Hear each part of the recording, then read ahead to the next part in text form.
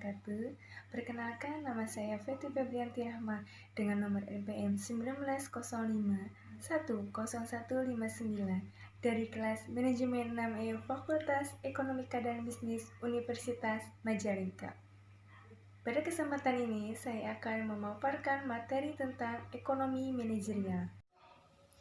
Materi yang akan dibahas yaitu pengertian dan ruang lingkup ekonomi manajerial, teori permintaan, estimasi permintaan, teori dan estimasi biaya, struktur pasar. Apa itu ekonomi manajerial?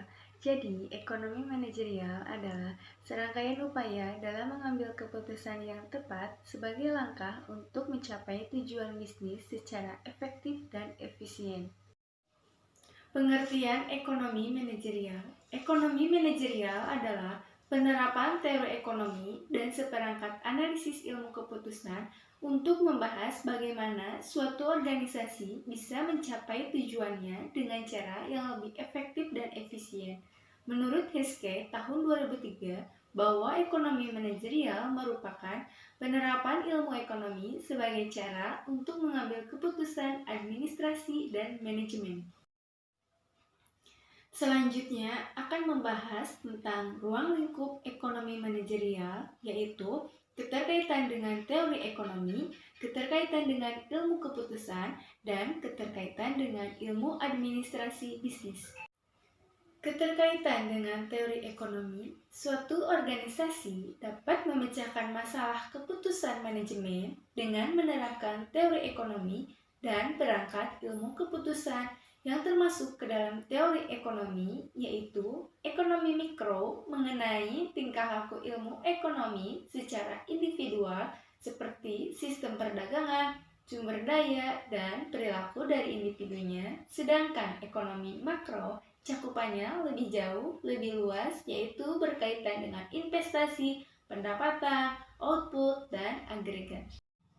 Keterkaitan dengan ilmu keputusan menggunakan perangkat matematika ekonomi dan ekonometri untuk membentuk dan mengestimasi model keputusan untuk menentukan perilaku optimum perusahaan, matematika ekonomi untuk menformalkan model ekonomi yang dipostulatkan oleh teori ekonomi, sedangkan ekonometri untuk mendukung pengambilan keputusan atau menerapkan peralatan statistik pada kerangka dunia nyata untuk mengestimasi model yang dipostulatkan oleh teori ekonomi dan peramalan.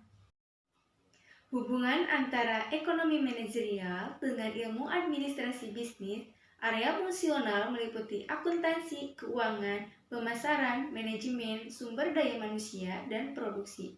Ekonomi manajerial adalah ilmu yang menggabungkan teori ekonomi, ilmu pengambilan keputusan, dan fungsional administrasi bisnis untuk mencapai tujuan organisasi secara efektif dan efisien. Teori perusahaan.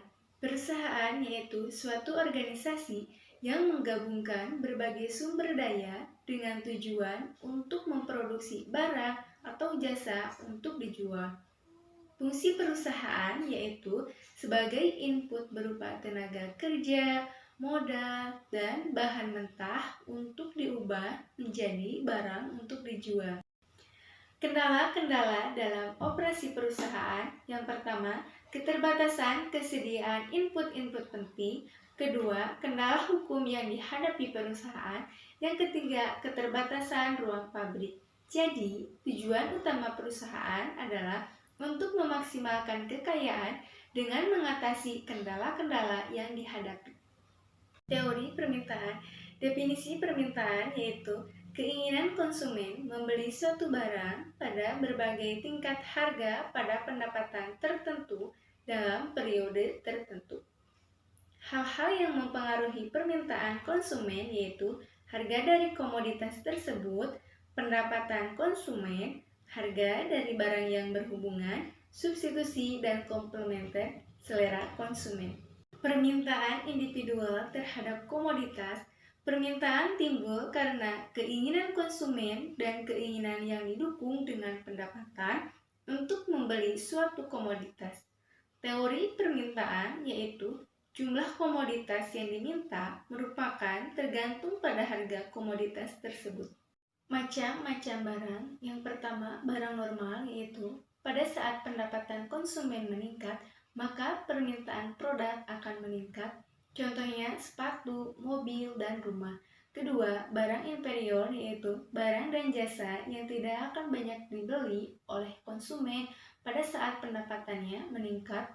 Contohnya nasi aking, telur rebus. Ketiga, barang substitusi, yaitu barang yang digunakan untuk bisa saling menggantikan barang lain tanpa mengurangi nilai fungsi dengan barang aslinya. Keempat, barang komplementer, yaitu barang yang nilai guna dan manfaatnya saling melengkapi. Hukum permintaan dan penawaran. Adapun hukum permintaan yaitu jika harga naik, maka permintaan turun, dan jika harga turun, maka permintaan naik. Permintaan itu berbanding terbalik antara harga dan kuantitas. Hukum penawaran, jika harga naik, penawaran akan naik, dan jika harga turun, maka penawaran akan turun. Elastisitas permintaan harga. Elastisitas permintaan merupakan suatu pengukuran kuantitatif yang menunjukkan sampai di mana besarnya pengaruh perubahan harga terhadap perubahan permintaan. Elastisitas terdiri dari elastisitas harga adalah nilai perbandingan antara persentase perubahan jumlah diminta dengan persentase perubahan harga. Elastisitas pendapatan adalah perubahan permintaan sebagai akibat dari perubahan dalam pendapatan. Elastisitas permintaan adalah suatu pengukuran kuantitatif yang menunjukkan sampai di mana besarnya pengaruh perubahan harga terhadap perubahan permintaan. Estimasi permintaan, pendekatan riset pemasaran, yaitu diantaranya A. Survei konsumen, yaitu mensurvei konsumen bagaimana reaksi terhadap jumlah yang diminta jika ada perubahan harga pendapatan. B. Penelitian observasi, yaitu pengumpulan informasi tentang preferensi konsumen dengan mengamati bagaimana mereka membeli dan menggunakan produk. C. Klinik konsumen, yaitu eksperimen lab di mana partisipan diberi sejumlah uang tertentu dan diminta membelanjakannya dalam suatu toko simulasi dan mengamati bagaimana reaksi mereka jika terjadi perubahan harga dan pendapatan. D. Eksperimen pasar, yaitu mirip klinik konsumen tetapi dilaksanakan di pasar yang sesungguhnya. Analisis regresi terdiri dari dua jenis, diantaranya yaitu analisis regresi sederhana, hanya melakukan analisis regresi untuk dua variabel saja, satu variabel independen dan satu variabel dependen. Analisis regresi berganda yaitu variabel dependen yang dipengaruhi oleh lebih dari satu variabel independen. Analisis varians atau UGF diantaranya yaitu terdiri dari multikolonialitas, merupakan korelasi atau keterkaitan yang tinggi antara variabel-variabel bebas dalam suatu model regresi linear berganda. Heteroskedastisitas merupakan ketidaksamaan varians dari residual satu ke pengamatan yang lain di suatu regresi berganda.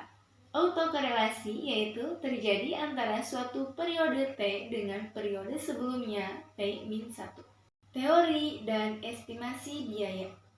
Karakteristik biaya. Yang pertama, biaya eksplisit adalah pengeluaran aktual untuk mempekerjakan tenaga kerja, menyewa, atau membeli input yang dibutuhkan produksi.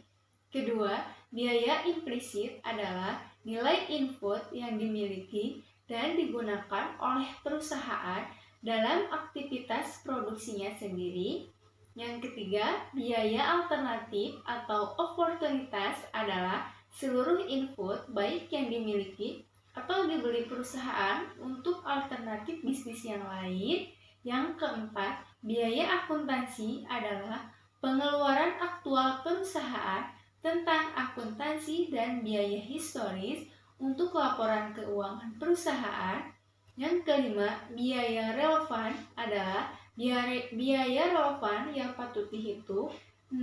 Biaya tambahan adalah perubahan harga total dari implementasi keputusan manajerial tertentu, analisis biaya, volume laba atau analisis titik impas digunakan untuk menentukan volume penjualan yang diperlukan bagi perusahaan untuk mencapai titik impas. Rumusnya yaitu penerimaan total TR sama dengan V dikali Q, biaya total TC sama dengan TFC ditambah APC dikali Q, BEP yaitu TR sama dengan TC, P dikali Q sama dengan TC ditambah APC dikali Q.